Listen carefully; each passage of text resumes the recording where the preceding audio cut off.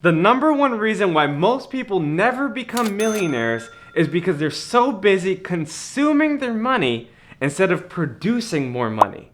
In other words, they're so busy consuming their lifestyle, their food, their shelter. They're so busy trying to save for an emergency instead of saving for an opportunity. They're so focused on what's going wrong instead of what's going strong. They're far more focused on spending than they are in investing. They're so focused on what they can get out of people that they forget to focus on what they can put into people. You see, my friends, if you want to become wealthy, you have to put other people far before you put yourself first.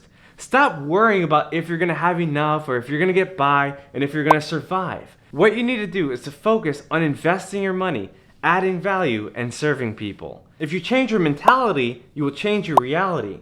If you change your way of thinking, you will change your way of living. So don't focus on subtracting and dividing as if you didn't have enough.